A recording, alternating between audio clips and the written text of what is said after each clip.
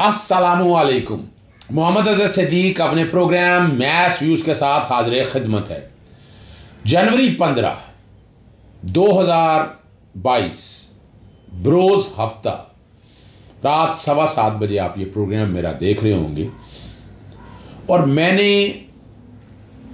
जो मुजरमाना या दुश्मनों की चालें हैं या जो पाकिस्तान को डिस्टेबलाइज करने के हवाले से बिगर गेम प्लान है, उस पर गुफ्तगू करनी है। और किस तरह हमारे यहाँ सो कॉल्ड लिबरल माफिया और उनके चहीते जो लोग यहां फ्रंट लाइनर के तौर पर काम कर रहे हैं, उस पर गुफ्तगू करनी है। सबसे पहली जो चीज़ मैंने आपके सामने लेके जानी है, एक ख़ास तौर पर कॉलम है अहमद वकास गुराया। कोर्ट में ये मामला चल रहा है। द टेलीग्राफ ने मिसलीडिंग स्टोरी कैसे लगाई कि Pakistan intelligence services offered UK hitman $100,000 to kill dissident blogger, court told. अब इसमें एक नई कहानी शुरू हो गई। गुल बुखारी उठी, उसने बड़ा कुछ कहा। यानी मैं तो हैरान होता हूं, ये लोग हैं कौन? यानी मेरे मुल्क से क्या इन्हें प्यार है? ये तो नजर आ रहा है एक पेड एजेंडे पे ये लोग चल रहे हैं।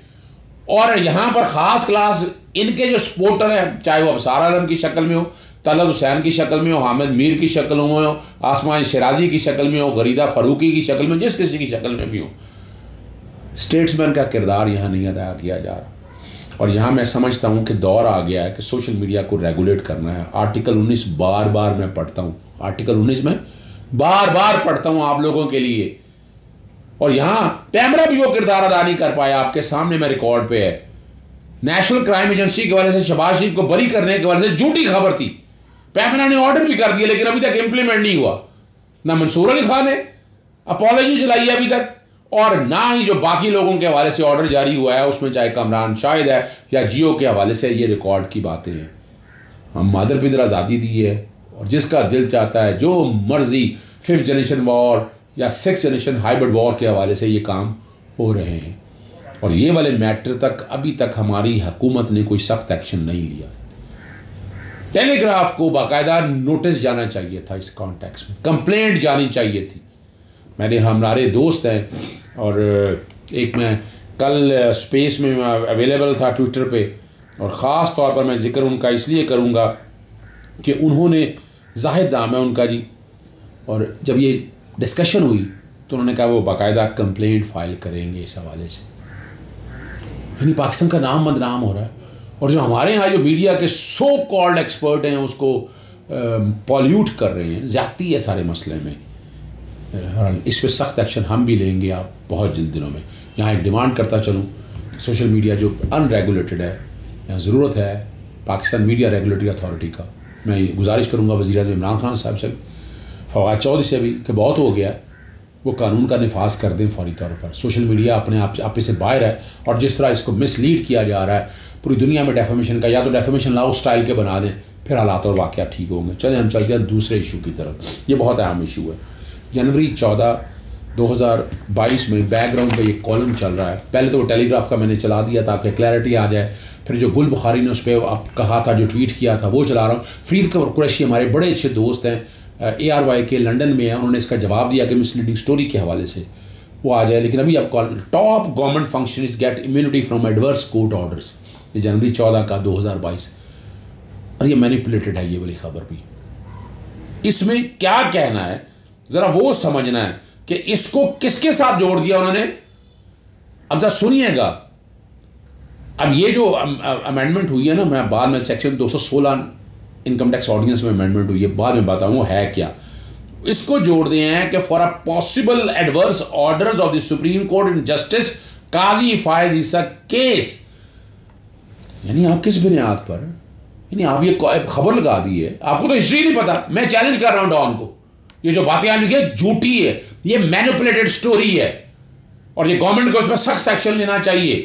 ऐसी खबरों को ऐसे ना छोड़ दी जाए। और देयर इज अ पॉसिबिलिटी, जी बिल्कुल, कि यहाँ जो है ना वैश्यजाद भट्ट मेरे साथ बैठे हुए हैं। अभी शक्ल मैं दिखाऊंगा आपकी, आप जानते हैं इनको, दोस्तों की तरह से पैट्रियट आदमी। ये नोटिस भी देने लगे हैं, और शायद हम वकील के तौर पर इसको नोटिस एक ड्राफ्ट की शक्ल में डॉन को हम नोटिस भी देंगे इस हवाले से कि ये जो खबर दी है ये गलत खबर है और इसके अगेंस्ट एक्शन या डेफेमेशन जो भी वट एवर द प्रोसीजर। और हम बड़े क्लियर, यानी ये इसको काजी फाइज से, जस्टिस काजी फाइज से जोड़ने की क्या ज़रूरत है? यानी भाई आपको ख्वाब कहाँ से आ गया? आपको कैसे पता चल गया? आपने उठाकर ऐसी खबर दे दी, किस इसका मतलब है ऑर्डर लीक हुआ?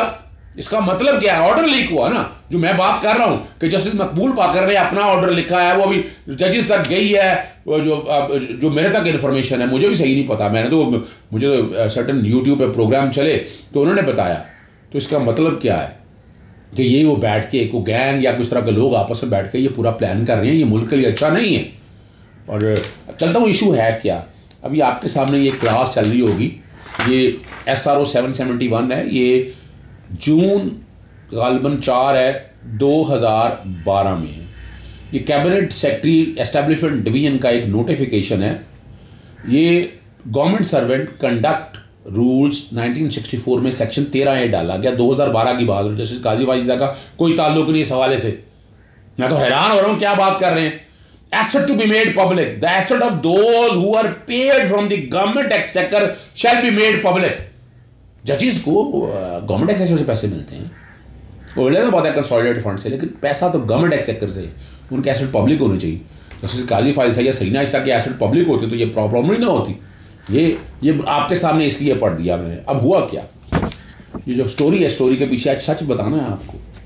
एक कंप्लेंट फाइल की, वही शहजाद भट्ट मेरे साथ माए मौजूद है, अभी शक्ल आप उनकी तरफ लेके जाएंगे हम आपको।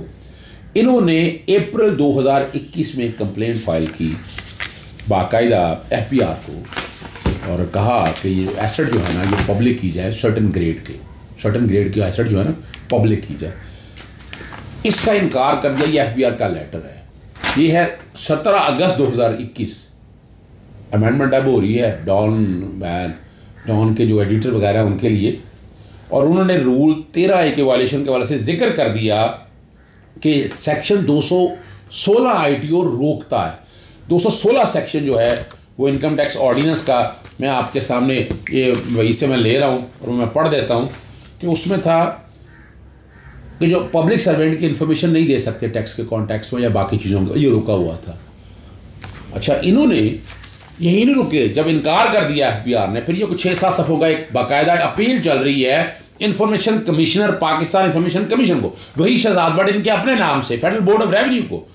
और ये अपील उन्होंने 25 अगस्त 2021 को फाइल की, और ये बड़े रीज़न, बड़ी डिटेल में बैकग्राउंड पे ये भी चल रहा है ये वाला। और ये सारा तो क्रेडिट जाता है जनाब, ये मैं सारा कुछ अब वही शहजाद भट्ट आपको दे रहा हूँ जी। वही मैं आपको ये सारी इन्फॉर्मेशन, कागज़ मैंने मेरे पकड़े हुए तो सारे मैं इसलिए दे रहा हूँ कि आपने उस वक्त भी एक आपने रेफरेंस फाइल किया था बैकग्राउंड पे। 427 रेफरेंस है गालिबन, मुझे याद पड़ता है कि जिसमें आपने जस्टिस काजी फाइज साहब के वो जो लेटर लिखे थे, जो लीक की थी खबरें, तो ये अंदर से लग यही रहा है कि सारा कुछ अंदर से ही लीक हो रहा है। और जजेस का कोड ऑफ कंडक्ट जो है मैं बैकग्राउंड पे चला रहा हूँ आम आदमियों के लिए। और साथ क्या कहेंगे, वो तो रेफरेंस खारिज हो गया था, लेकिन ये क्या हो रहा है? और ये जो आप अखबार ने कहा है, ये तो आपकी कोशिश और काविश है। शुरू इससे करता हूँ कि ये जो स्टोरी है डॉन की, ये 2 लफ्ज़ों में याद है कि कुत्ती चोर के साथ मिली हुई है। अब इसका बैकग्राउंड क्या है, इन्होंने सारी स्टोरी बना दी है कि एक अमेंडमेंट आई है इनकम टैक्स ऑर्डिनेंस में, सेक्शन 216 में। हाँ, वो पढ़ लीजिएगा, वो बता पहले पढ़ दें वो क्या है, उसमें हुआ क्या है सेक्शन 216 में। 216 बेसिकली बात करता है कि आपने डिस्क्लोजर ऑफ इंफॉर्मेशन पब्लिक नहीं करनी।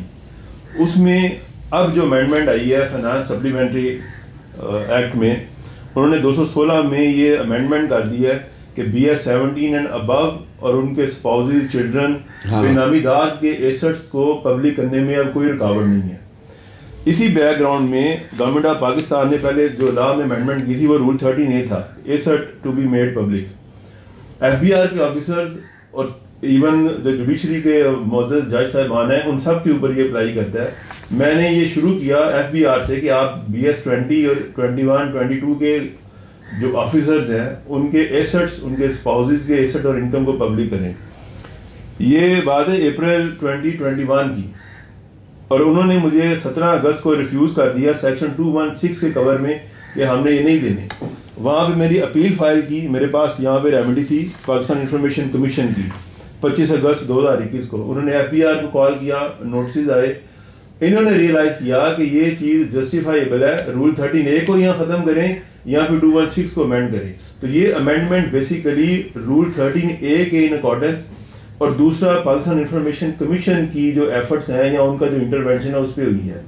अब डॉन ने जो स्टोरी चलाई है, इसका मतलब है जिस तरह पहले खत लीक हुए थे, अब ये ऑर्डर आ सकता है।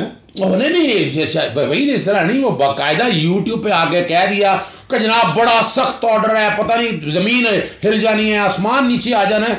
अभी जस्टिस मकबूल बाकर साहब ऑथर हैं उसके, कि वो बाकायदा वो इस हद तक बता दिया कि वो बाकायदा ब्रदर जजेस में चला गया। ब्रदर जजेस में अभी हैरान कुन बात है कि अभी वो साइन नहीं हुआ, वो बाकायदा रीजनिंग निकली नहीं है, वो बाहर तक आ गई, और इसका मतलब है वो वहीं से जाकर डॉन तक भी पहुंच गई। अब डॉन और अगर सारा कहें तो वो सो कॉल्ड लिबरली तो हैं ये सारे। ये सुप्रीम कोर्ट से रिक्वेस्ट है कि वो अपनी क्रेडिबिलिटी के ऊपर इसके ऊपर ऑन मोशन एक्शन ले कि डॉन ये क्या मामला कर रहा है, ये डॉन से इर्द गिर्द जितने भी लोग हैं, ये है basically JCE joint criminal enterprises है जो ये सारे काम कर रही है पटवारी माफिया के बैकग्राउंड में।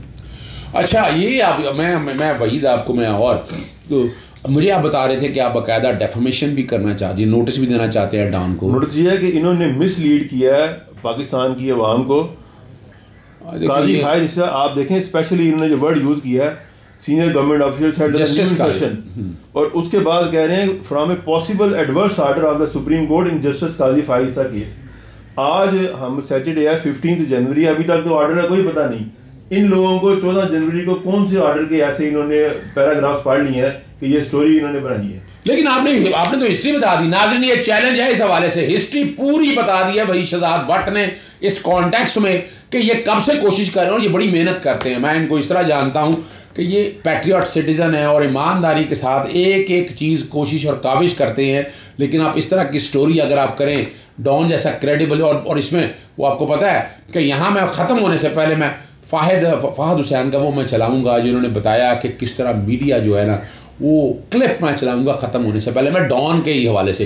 फ़ाहद वहीं पर ही हैं और उन्होंने जो कहा ज़रा वो सुनिएगा। जहाँ पे आज हम जिस नहज पर हम खड़े हैं इसमें सियासी जमातों का तो कसूर है ही है, लेकिन उसमें मीडिया का भी कसूर है कि हमने ये इजाजत दी क्यों कि हमें इस तरीके से इस्तेमाल किया जाए। हम खुद इस्तेमाल हुए हैं, जानबूझकर हुए हैं, आंखें खोल के हुए हैं, और उससे हमें फायदे भी हुए हैं। जी नाज़रीन, मेरे साथ वही शहजाद भट्ट मौजूद थे और आपने ये सारा सच सुन लिया।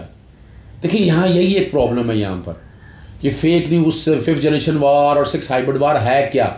यही है कि आपको पोर्ट्रे कुछ करना, आपके माइंड को इन्फ्लुएंस कर देना। इसके लिए अब ज़रूरत है पाकिस्तान मीडिया रेगुलेटरी अथॉरिटी की। अब मौका आ गया है ताकि इनके अगेंस्ट एक्शन लिया जा सके। जिसका दिल चाहता है जो मर्जी टिल्ट दे दे, जो मर्जी खबर बना दे, इसकी इजाज़त तो होनी नहीं चाहिए। वो बुरी तरह से कंडेम करते हैं और गुजारिश करते हैं हुकूमत वक्त से भी कि सख्त एक्शन ले और आवाम तक सच आना चाहिए, और हम सच का साथ देते रहेंगे।